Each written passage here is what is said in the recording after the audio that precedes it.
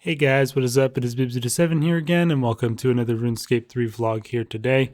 In this video, I'm going to be talking about this week's update and patch notes, just going over all the changes for you guys. And yeah, sorry this video's coming out a day late. I was pretty busy with work yesterday, so I didn't have too much time to make a video, and it wasn't a huge update, so I wasn't too worried about it being a day late here. So yeah, either way, we're going to go ahead and jump into things here.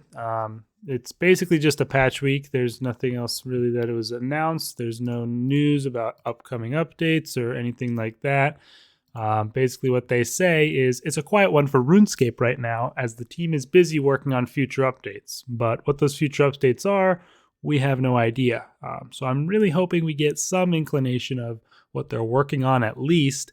I know they've, of course, had a tendency to overpromise and underdeliver constantly for years and years and years, but at least an idea of what they're working on and not necessarily when it's going to come out or anything like that. I mean, that would be nice to at least, be aware of what's in the works. But who knows? Maybe next month there'll be some huge update that drops that we didn't know about, and that could be interesting as well. I don't know, but somehow I doubt that. But anyways, yeah, that's basically just patch notes. There are a lot of patch notes here, so there's quite a few that I want to go over, but let's get into it. First of all, for the Het's Oasis, the tablets of Het have disappeared. They are no longer available, apparently. I've heard some people saying that theirs were still in their bank somewhere. I don't even think I had one on this account, but it did disappear from my Iron Man, so yeah, I'm pretty sure they're gone, but they didn't even work for the past week anyway. So I'm not sure why they didn't remove them last week. But yeah, now those are gone, and the drop increase is no longer available for Elder God Wars. Couple of additional changes to the Scarab hunting. You can now get double loot from the Hunter outfit, the Elite Hunter outfit. You could also use that outfit to teleport yourself to the Scarab pools, which is weird. A lot of people complain that you can't use that outfit to teleport to big game hunter areas, but they just added this new area, so maybe they don't allow you to teleport to big game hunter areas because it would make it a lot easier to get around in Acronia, which is something they kind of tried to avoid with all their updates, although you do have the archaeology teleports now, which they're not too good, but they're better than it was before. There's also an upgrade now, a new upgrade from the Dundee's Crocodile upgrades here, which is automatic looting, which will make this a whole lot nicer to do if you're actually wanting the shells like on an Iron Man. So I'm glad they added that. You do need 2,500 scarabs caught to unlock it, but once you have it, the loot will obviously just go straight into your inventory, I'm assuming, once you have it. So that is very, very nice, and I'm looking forward to getting that. I would probably just catch the plain ones as fast as you can until you get that if you're wanting to loot, as long as you eventually want to get everything anyways, because that'll just make it a whole lot nicer if you're wanting to, so you don't have to run all over the pool picking up the shells and stuff. So yeah, happy to see that they added that for when I actually do want to do those. Anything else? Apparently you can now get randomly shortcuts at the during the agility course, kind of like Heffen. Apparently crocodiles occasionally resurface to form a shortcut. It's kind of random that they added that, a little surprising to see, but yeah, keep an eye out for those maybe to see if you can get your laps completed a little bit quicker. And the farming master cave automatically super composts the flower bushes when you're farming or when you're harvesting from them, so that's good as well. And that's everything from the Het's Oasis in particular. They actually added all of, or I'm not sure if it's all, it looks like all, because there are a lot of, okay, there's not one, there isn't any for God Wars 3, I don't or unless that was already there. Oh, it is already there. Interesting. So they actually added all the missing boss tactic information that has been not there for an actual eternity. I think next AOD has been out for like over 5 years or something. Let me look on the wiki here. Hold on. Next Angel of Death. Okay, it's 5-year anniversary is in 5 days from now, surprisingly enough.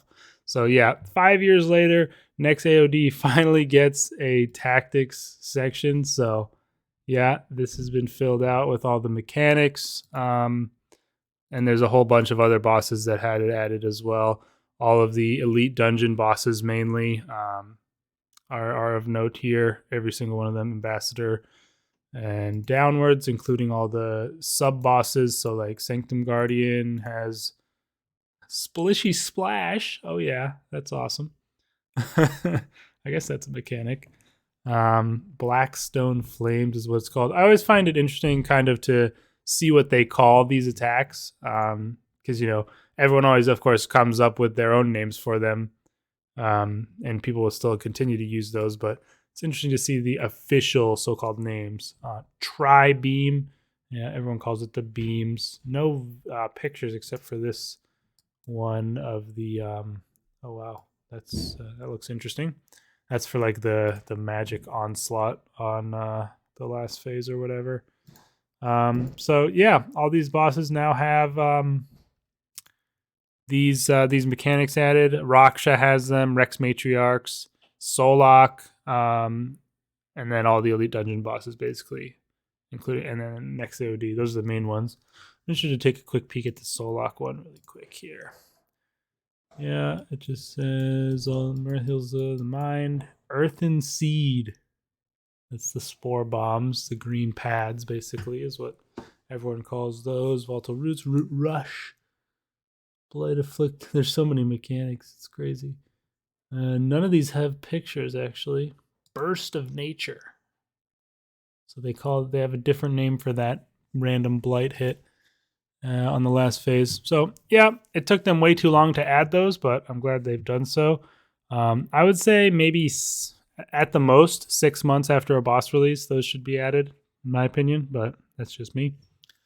They've made some improvements to Fremenic Sagas, everybody's favorite content, or well, basically there's only one of them, I guess, that they changed. Three's Company, which they've made the health of the characters and the food healing more reasonable.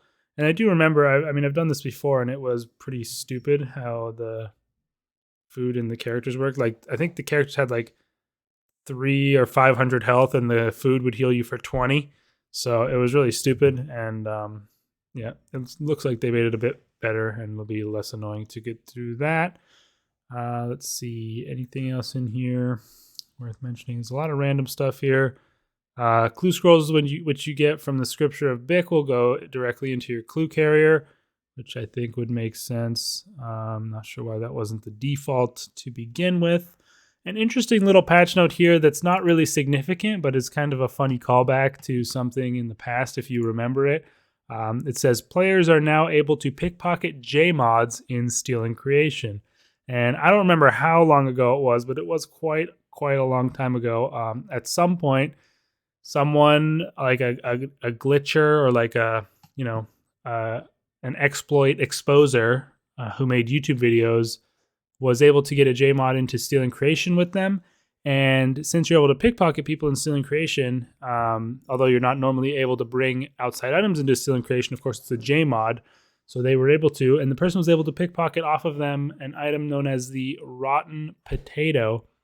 And basically that was like an admin item for JMods, which they could use to do all kinds of crazy stuff, like, spawn things, I think. I don't really remember exactly all the details. He was shortly afterwards disconnected from the game when he received it, but still pretty crazy stuff when that happened. And I guess they've somehow managed to fix that or work around it, or they just told people don't bring your rotten potatoes into Steel Creation, I guess. But you're now able to pickpocket JMods again whilst in there. And I don't even know if they still use that as their admin tool or however it works, but I thought that was just a funny little note to read there. One other thing people are kind of annoyed about, Calgerian Demon's special attacks will now work properly in player-owned Slayer dungeons, which, it makes sense. It's a bug fix rather than anything else, but people are sad to see that the AFK ability of those are now lower, as the special attack, I think, deals quite a bit of damage and also heals the demon itself. So not sure how much more or how viable it will be at this point to AFK them. But yeah, there's that. Let's see, anything else? A lot of random pointless things that aren't really worth talking about. I'll, updated the click box for the, updated the click box for the innocent looking key found during the Haunted Mine quest. Frankly, impossible to click on before, quite nearly. I think it was like 1 or 2 pixels worth of space you had to click on that thing in that quest. I did it a few times while that was an issue. Yeah, nothing really. Filter state for spells updates correctly. It seemed fine to me when it first was released the other week. And Christmas decorations have been removed from Prif and the GE, which makes sense. It is almost the end of January. And that is pretty much it. Yeah, so a really long list of patch notes if you look at it, but only a few in there that are really significant or worth mentioning. So yeah. Glad to see that they finally went ahead and added the tactics to the bosses. Hopefully they add the God Wars 3 ones, at the very least before the end of this year. But we'll have to wait and see. Again, really hoping we get some more information on what they are currently working on at the moment. Because right now we're kind of just completely in the dark, not sure what's coming next or when or anything at all, what they're working on. So yeah, but either way, I've been playing still quite a bit on my backup hardcore at the moment.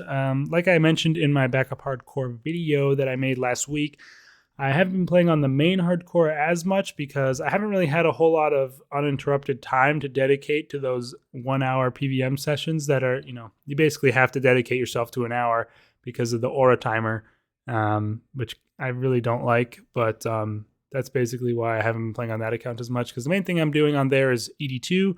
And yeah, I do want to get back into it very, very soon. It's just been a bit difficult because I have been, again, like I said, quite busy lately and not able to dedicate that full time. But either way, let me know your guys' thoughts in the comments down below. What do you think Jagex is currently working on, and what are you hoping that they're working on and that's going to come out within the next few months?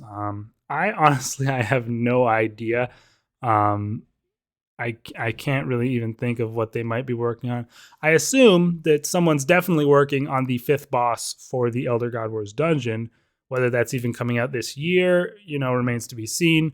But I'm sure that's one thing I can pretty much say for sure that is being worked on in some capacity at the very least. But other than that, I really have no idea. So looking forward to reading your thoughts on that. And yeah, I will see you guys in the next video. Will probably be another hardcore progress video for one of the accounts in the next couple of days or this weekend or something like that. See you guys then, and peace out.